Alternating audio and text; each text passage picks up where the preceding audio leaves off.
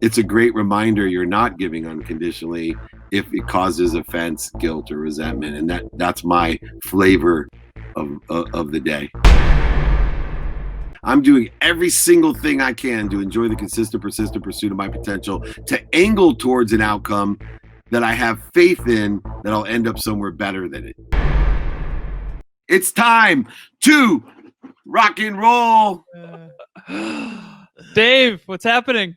I'm next level, baby, and I'm ready for the next level university coaching session with Kevin Palmieri and Alan Lazaros, my boys, one of my original coaching clients for years and years. They're actually, when I met them, they weighed about 110 pounds each, and now look at the muscles that are on them. I'm talking about the mental muscle that we've grown together with. They've always had big biceps. Anyway, rock and roll. Let's show how you can get the most out of a coaching session with Dave Meltzer, because you guys know how to get me going efficiently, effectively with the answers. Let's do it. All right, here we go. So from everybody we've spoken to, people always ask me, what is some of the best advice you've ever gotten? I always say, Dave, be more interested than interesting, and attention plus intention equals coincidence. What is the best piece of advice you have ever gotten in your life? Easy. Ask, right? Ask. Asking, is the best advice. Ask. You can't ask big enough. You can't ask often enough. You can't ask enough people. Ask allows the universe to happen. And it's the best advice that I have. It applies to all of those things that you mentioned. It applies to be kind to your future self, be more interested than interesting. It applies to everything. You need to find people that sit in the situation you want to be in. You need to, if you want to get somewhere, find someone that's already there and ask them for directions. Ask. You're proving the universe is abundant if you ask. Beautiful. Can you give us a few examples of asks that people are uncomfortable with that you think if they were just more willing to you have an Instagram clip that talks about how 25 no's for one yes. Can you go into people's fear of rejection, how to overcome that? Number one, asking for help, right? Which leads to closing a deal. Asking someone, do you know anyone that can help me? That there. Asking for money, meaning the close. Asking, for anything for you or your family. Asking for things you need. These are all blessings that you're bringing upon other people when you ask for help, when you ask for money, when you ask for, if you truly believe what you're asking for is going to return more value, you're doing them a favor, right? That's the 120 rule. If I ask you for $20, but I know you're going to get $100 back, why won't I be passionate, confident in asking? Why won't I? If I was 100% sure that if you guys each sent me $1 million today, if I was 100% sure that I could send you back $2 million tomorrow, you think I'd be afraid of asking you for it? See, the problem isn't what you're asking for. The problem is you haven't done the work to get the credibility, the emotional attachment, to be able to quantify in your own mind and in your own energy that you're actually giving something when you're asking. So anyone who's afraid to sell a product or a service, you believe that they don't believe enough in that product or service, or they haven't identified enough quantifiable reasons or indicators. They're not confident. They're not confident in articulating the quantifiable value that they may know and believe in, but they are not well practiced, well rehearsed, and confident in articulating the value that they may or may not believe or know. I've been in situations, right? I'm the opposite, right? I'm so good at quantifying and articulating value that I can do that without believing, right? Which causes you to oversell, back end sell, lie, manipulate, and cheat people. And that's what people do with that type of skill. I'm saying no way anymore for me. It's all about being able to articulate that quantifiable value and believe and combine those. Dave, just so you know, on our end, you're cutting out a bit. It's been hard. Okay. If it looks like we're not paying attention, that we are. Now, bouncing. Matt, are you all right on it? Matt, can you hear me okay? So why didn't you say something? These guys are now my producer. All right. Keep it going. Perfect. All right, let's go. Let's do it again. Sorry. Yeah, no worries. I've asked you before, what makes a good mentor? From your side, what makes a good mentee? Because with my clients, when we jump on a call and they have questions prepped like this, it always goes way better. What do you look for? Same thing, man. People have to be more interested than interesting. They have to be prepared. They have to give attention and intention to the coincidences of the mentoring session that they want. The more questions they've prepared and thought about, the better it's going to be. If they're just, and I can always tell, I fire clients that don't come prepared now because I have such a long wait for people that want to work with me. If you're not going to come prepared and you're just going to make something up when we get on the phone, that's no good, right? I want you to aggregate 2 weeks of what you've done, thinking about saying, oh, that's going to be a good question for Dave. I want to ask him about this circumstance. I am on call to help and facilitate introductions and other things that I do with people. But these sessions, you want to get the most out of your time. Come prepared with a ton of questions. That's all you need to do, as you guys know, because you're extraordinary mentors yourself now. Oh, thank you so much, Dave. So one of the questions that I've been wanting to ask you, I talked to Kevin about this recently. So we just onboarded 4 new team members. So we're super excited. But there's this dance between 2 extremes, I believe. You have on one end, it's like, how do you find friendly people and like hire them versus how do you train people to be friendly? And so I remember that quote by Darren Hardy. He said, we don't train people to be friendly. We just hire friendly people. What's your take on finding the right people versus training them to be the right people? What's your perspective from a business standpoint on that end? Well, I think it's important to do both, right? It's like finding the best basketball player. That's one thing, to have a great team. And then getting the most out of your basketball players is another way to be great. If you could do both, then you're exponentially better than everyone else. So I do my best, obviously, to find the highest frequency, friendliest people I can. But I also have a system to allow people to be more friendly, according to whatever quantum level of friendliness they come in at. And I do the same thing in a lot of different skills, a lot of different capabilities that I'm looking for. Just like in sports, we're going to look for the best athletes we can to bring in, but we have to bring out. And so because we can determine potential or, daytime and emotion, I'm one of the most friendly people you're going to meet. But I will tell you, there's been moments and minutes where if you met me at that moment or minute, you'd say, this is the biggest dick I know. He is not very friendly. Mm-hmm. And I really make it an effort to be kind, which is friendly, to my future self. But I'm a human being. So I think it's important to realize that you can't always determine how friendly someone is when you hire them, but you can have a system to teach people gratitude and forgiveness and accountability, kindness and things like that as a culture where it just builds and pushes people towards their potential of whatever that capability, in this case, friendliness. So, and sorry to interrupt you. No, you're good. You're good. So you hire on core values, and then you have systems in place to then take wherever they're at that core value and accelerate it. Yeah, I think you need situational. I do. I think you ask people situational questions and then observe them in situations. And if you could do that before you hire them, these are the 2 components of how you see or get closest to what they're really like. And so many great leaders that I've learned from my mentors, I'll purposely put people into a position so I can evaluate and watch them in a situation, whether it be in the lobby before an interview, whether it be taking them out to dinner with their wives, whether it be traveling with them. All of these are different situations that I use as tests in order to see if my perception of whatever capability I think they have, is true through putting them in situations or asking them what they would do in a situation. Mm.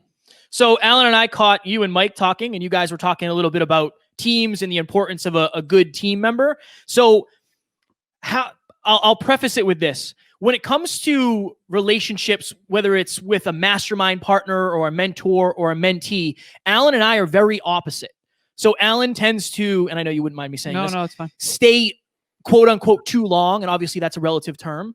And I'm more likely to pull out like way early before I even know what's going on. How do you know, and how do you give a value to a relationship and know whether it's time to move on or whether it's time to invest more? Like, what is the thought process that you're running in your mind? Well, the first thing that comes to my mind is you guys are talking about my love life. But after I got past that thought, Um, I use the great chain of feeding in order to determine whether I'm leaving early or staying too late. The great feeding chain philosophy says I'm going to feed in variance those who feed me. I'm going to fall away in variance to those that don't. And I'm going to fire in variance or push away in variance those who bleed me. And so the great chain of feeding allows me also to incorporate the time in which and focus in which, attention in which, and intention in which I'm going to put into those relationships according to the great chain of feeding. Okay. So that's predicated, I believe, on a deep belief of I tend to be very, very I don't know if I'd say overly. I'm very optimistic and I believe so deeply in people and their potential. And I feel like you share that, which is why you were willing to go so far above and beyond as a D3 football player to still believe you could be in the NFL. What I've come to realize, and I'm trying to figure this out, but one of the things I wanted to ask you, Dave, I used to believe that anyone could and should be an entrepreneur. I'm not so sure I still believe that. I wanted your perspective because the level of tenacity and self-discipline and consistency that it requires to be an entrepreneur, I'm not so sure that's everyone's cut out or even wants that type of lifestyle. What is your take on, I've always wanted to put wind into everyone's sails when it comes to them achieving their dreams. But is that going to require more of them than they're willing to put in? What is your take on that? And do you ever temper your own optimism with other people? I don't temper my optimism. What I've learned to do is to raise awareness of potential. And so what I'd like to do, whether you're a basketball, baseball, or football player, golfer, sprinter, or entrepreneur, is raise your awareness to the capabilities that are necessary to reach a certain level of success. You're a football player if you play football, but if you've only made it to the flag football team when you're 10, that may be your potential. But where we slip is that through our optimism, we mismanage expectations by not explaining and illuminating. So I would encourage you, Alan, to keep your perspective and optimism, but get better at articulating, look, here's what you have to do to invest in yourself. Do you have this capability? Are you extremely organized? Where do you fall on the persistent side of things? How do you, time, sleep, investing in yourself, fear? Where's your capability of practicing ending fear? Relationship, how much relationship capital you have? How much of a capability you have to build that network? Whatever those capabilities are, I think the bigger thing to focus in on is to allow people to raise the awareness of how aligned, synergistic, or supplementary their capabilities are to what they want to do. So, if I had a passion to be a professional football player, I didn't want people to say I couldn't do it, but I would have liked somebody that was, playing college football at the time, when I was 10 to say, look, here's what you're going to need to do to make the NFL. You're going to need to run somewhere between a 4.4 and a 4.6. You're going to need to have no injuries. You're probably going to have to weigh 185 pounds. If you're going to be, you're looking at your dad, you're going to be somewhere between 5'6" and 5'8". This is what you're going to need. So I know that example is pretty straightforward, but no one talks that way. I don't want to shit on someone's dream, right? Like, so if I get a kid that, I know Jonte Hall is the smallest professional basketball player, and he's 5'2" or 5'3", and you can imagine him carrying around a ball when he was a little boy, how, being 4 feet tall. And, instead of people shitting on him, they should have said, hey, you're going to have to be incredibly talented dribbling. You're going to have a high percentage shot from farther out because you're not going to be tall. And if you want to really do it, are you willing to do what it takes to do all these things? Then be a professional basketball player. But I think you allow people to find better suited quantum things in their life by asking them, okay, if this doesn't apply, tell me what you are good at. Tell me what people say to you. Hey, how did you do that? I love that question. My rabbit ears are way up when someone asks me, Dave, how'd you do that? I know it's a superpower, right? Because they're with the millions of other people. That's something that's quantum in my being that's easy for me to do is somehow, challenging to other people. That's somewhere that you can make some money and have some fun with. And so keep your eyes and ears out, not necessarily what your heart always says, but interesting enough, keep your ears and eyes out on when people telling you, hey, how did you do that? That's incredible. Listen for those types of feedback to see how you can enhance and align those capabilities with maybe being a professional. If someone asked me, for example, man, how did you kick the ball so far? Right? Wow. Well, maybe I could have been a professional football player if I started to pursue kicking. Right. So, and this is very clear that you don't have to kill the dream. You illuminate and raise awareness on capabilities. Wow. But that's predicated on courageous communication. That's the next question, but I'll let Kevin go. I got a little bit of a switch here, So Alan and I are always trying to master our craft. Just crossed episode 500 of the podcast. From your perspective, when Dave gets off of a call or an interview and says, wow, that was an amazing podcast, what makes an amazing podcast an amazing podcast? Like, what are the best experiences you've had? As an interviewer or interviewee? Yeah, as somebody interviewing you. When somebody interviews me, when I get off and say boom, it's when I brought the most lessons, right? When it wasn't a surface interview where it's like, what is it like to run the most notable sports agency in the world? When someone gets down and, asks me, things that I never thought about and reveals things about myself to me, man, I get off of an interview and I'm like, boom, that was awesome. And I get those. And it comes from, that's why I take more interviews than a lot of people that are at my exposure and awareness. And that's why I have the 520 rule, because I, can get a kid from, Africa that interviews me for 20 minutes and I can learn more about myself because they see things differently. They value things differently. And they ask me something I've never thought about. And all of a sudden I have extraordinary growth and expansion during the interview. So that's what makes a great interview for me, is when I'm learning or teaching the most lessons. Dave, one of the things I want to ask you is relatability. As you've been consistently and persistently pursuing your potential so vigorously, how do you stay so relatable?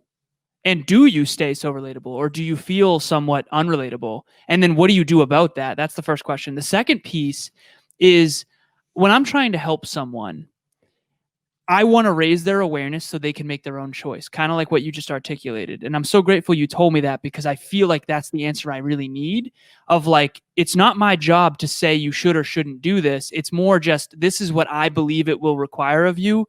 Are you game for that type of thing? But I think courageous communication, I have come to a mirror recently, realizing that I've not been as courageous in communicating in my relationships as I would like. My current girlfriend now has really helped me lean into being truthful. And in past relationships, I feel like I almost, for lack of better phrasing, babied them a little bit in terms of personal growth. How do you walk that tightrope by telling your truth to others, even though they might get offended? And then the second piece, again, is the relatability piece. How do you stay so relatable when your lifestyle and your trajectory is so different than most? Yeah. So number one, let's talk about relatability. Relatability is a practice. Yeah. And so I purposely do things. I'm launching, for example, after school office hours, where I'll bring in kids so that I can understand the issues, the questions, etc. The key to relatability is Kevin's favorite quote of Dave Meltzer: be more interested than interesting. Look, I'm a transcoder. So I have to pursue hyper complex, sophisticated ideas that are layered in multiple understandings, meanings, vocabularies, etc. But it does me no good unless I can communicate it courageously, as you said, to all the different people that they can understand it.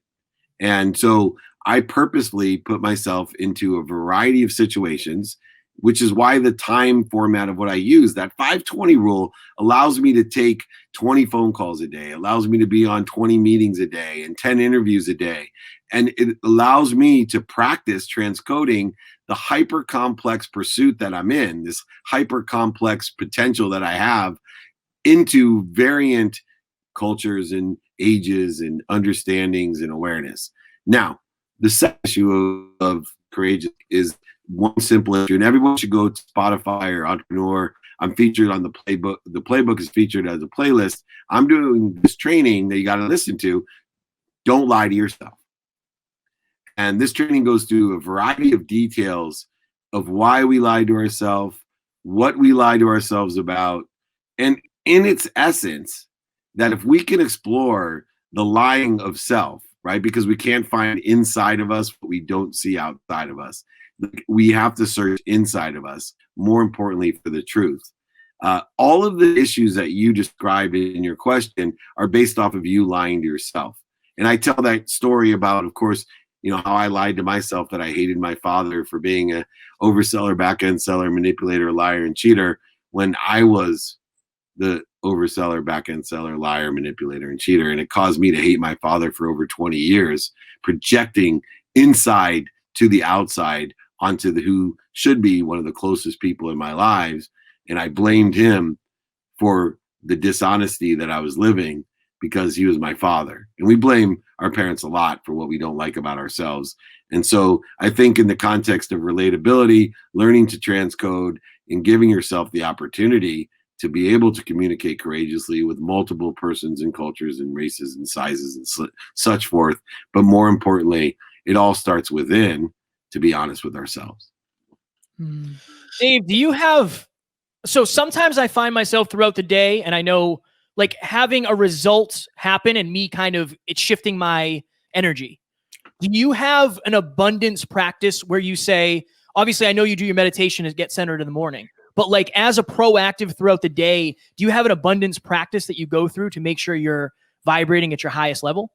Yeah. So, the 5 daily practices that I institute: taking inventory of my values at the beginning of the day, asking and attracting as much as I can in person, on the phone, email, and of course, media, studying my calendar 2 times minimum a day, doing things now, but most importantly, that overall practice of ending fear, being a ferocious Buddha, to raise my awareness all day long.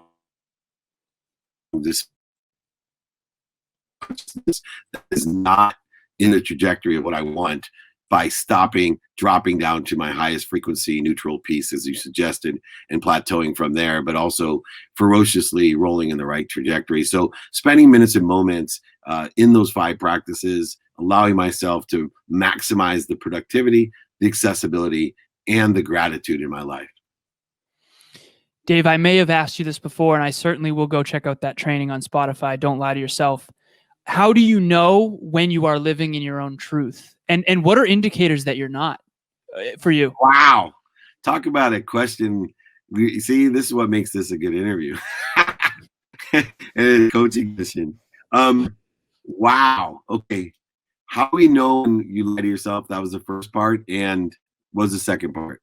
Second part is, what are the indicators that you are living in your truth? And then more importantly, what are the indicators that you're living outside of your own truth? Your own alignment. Wow. Okay. So the indicators that you're living into your truth is how you feel.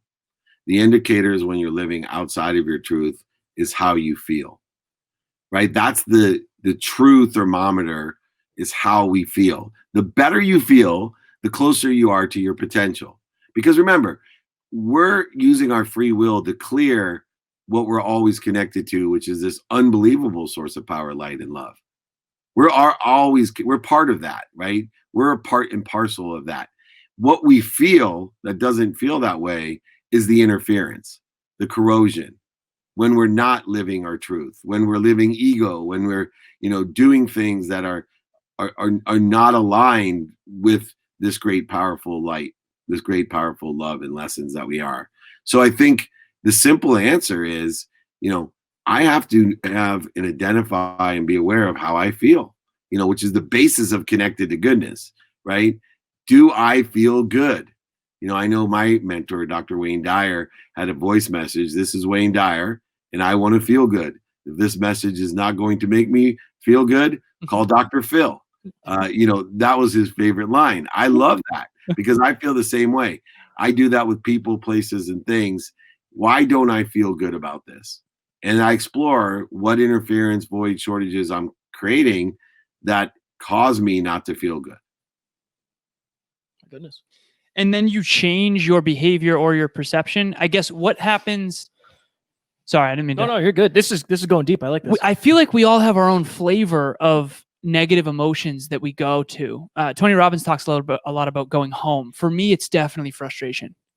And I think it's because I'm so, I don't know, maybe results oriented or achievement oriented. I don't want to put labels on myself, but I want to understand myself. I feel like my flavor of not feeling good is frustration with self, with others, with team members in general. And I don't live there, but when I'm there, I feel like I go and self-soothe, and then I go try to communicate my truth. But sometimes I skip that second part. What is your flavor? Go ahead. Yeah. Sorry. Mine's offense, resentment, and guilt. Right. I have a need to be and I think that stems from, my lack of faith of unconditional living, that I'm truly still in a trading phase of giving. So if I give with condition, then I'll be offended, resentful, and guilty. Right. If I can learn to give unconditionally, utilizing pure gratitude and forgiveness and accountability, unconditionally putting forth my greatest effort to reach my potential, then I shouldn't feel guilty or resentful or offended. And like I said, I'm in the practice of shorting the amount of time, minutes and moments that I feel that way, but I still feel that way every day.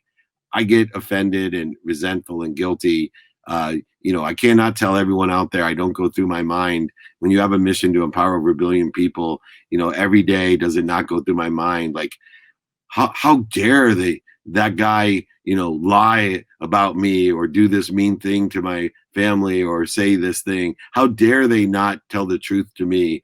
When you're giving or perceiving that you're giving as much as you can unconditionally, it's a great reminder you're not giving unconditionally if it causes offense, guilt, or resentment. And that's my flavor of the day. And where do you believe my frustration stems from? And how could I do a better job of? Because I agree, it really is. Obviously, it depends on the circumstance, right? If it's a level 10 frustration, it takes me more than a couple minutes. But generally, sorry, you were breaking up. Or comes and stems from that you still attach your emotions to an outcome. So you're attaching your emotions to some expected outcome. And when it doesn't turn up, or the people don't meet your expectations, or things don't go fast enough, because you're attached to the outcome, you get frustrated. And so you get frustrated. If you can learn to detach that emotion, there'll be nothing frustrated, because you'll have full faith, which is a pursuit, but full faith that you're going to end up somewhere better and faster by letting go and allowing it to occur. So still just continue to work on the attachment, and you'll feel less minutes and moments in frustration. Right. And I think a lot of the frustration is frustration with self, because I'm not following through on something I know I should have done because I knew better, right? What's your take on? You're not. Yeah. Say again. So I think it's a lot of frustration with self, because my intuition told me this would happen. My foresight told me this would happen, but I did nothing about it in advance. So I get frustrated with myself often. I feel like most of my frustration is frustration with self. And again, it's not often, but it is more than I'd like, obviously. All of your frustration is with self. We are projectors. Don't think that your eyes are seeing, they're projecting. Now that helps you with the nuance of what you're living your life as. When I shifted the paradigm of my eyes from that I'm seeing, my thoughts affect what I see. I don't see and then react in my mind. That's not how it's not. My thoughts are affecting what I see. I give meaning to everything I see. Therefore, my eyes, they are projectors. They're not receiving, and they're projecting. But isn't it a feedback loop of what I see affects what I think, and what I think affects what I see? Sorry to interrupt you. Yeah, it's interesting, because it does. It's like the egg and the chicken. You think first, right? And why do I say that? Because there's tons of people without eyes. Do they see? What do they see? Do they get frustrated? Do they get angry? Do they get offended? Are they guilty? See, we have the ability through our thoughts to create what we see. We give meaning to it. That's what really matters. So you don't need eyes. You're a projector, right? Your eyes will help you react to things. You won't fall off a cliff, right? So, there's two meanings of seeing. And when you're talking about the emotional aspects, your eyes don't see. You don't see frustration. You project frustration. Do you see a cliff? Yes. Your eyes, as feeble as the mindset is, it recognizes a cliff, which then creates a thought that creates an ego saying, fear, don't jump, dummy. But when we're talking about the emotional aspects, your eyes don't see shit. They don't know shit. It may appear to your eyes that this person does not love you, and all they do all day long is pine over you because they love you so much. So what is seeing? You see the person, yes, that they have a blue shirt on, terrific, but you don't see that they love you, or you're frustrated or angry or upset or resentful or guilty. And this is, a vocabulary and a meaning situation that confuses so much. What the F is Dave Meltzer talking about? My eyes can't see. I'm a projector. Yes, when it comes to meaning. But when it comes to objects, your eyes can see objects, but they don't mean shit until your eyes project onto it your meaning. Right. Feel me? Got Dave fired up. We got Dave fired up. Do I have time for a quick one, Dave? Yeah, last one. Okay, so you've always said this, and this is something I've been working on. Detach your emotion from the outcome. What do you attach to the outcome? Do you attach strategy? Do you attach foresight? Do you attach reflection? Like, what is actually attached? Because obviously you have to keep your standards up. Faith that you're going to end up somewhere better than your outcome. That's what I attach to my outcome. I am exactly where I'm supposed to be at the right way at the perfect time. I'm doing every single thing I can to enjoy the consistent, persistent pursuit of my potential, to angle towards an outcome that I have faith in, that I'll end up somewhere better than it. Okay. Even if somewhere better is nothing like the original outcome. Oh, it's going to be nothing like it, and it's going to probably be the antithesis or the opposite of what you thought it would be, but it's going to be better. Gotcha. Just take time out of the equation and put faith in there. Okay, that clicked. Yeah. Okay, cool. I think that messes a lot of people up, Dave. I know I've been guilty of that. Messing me up still. I'm still working through it, but yeah. Hey guys, thank you so much, man. I appreciate you. I can't wait for 2 weeks to go by so I can get some more lessons in life and love from my two favorites, Kevin and Alan. Thank you guys so much. The Next Level University, check it out. Over 500 episodes. Incredible growth, expansion, and acceleration from you too. You make me so proud. Elevate others to elevate yourself. Be kind to your future self, my boys. Take care. Thank you, Dave. We love you. Talk soon. Love you too.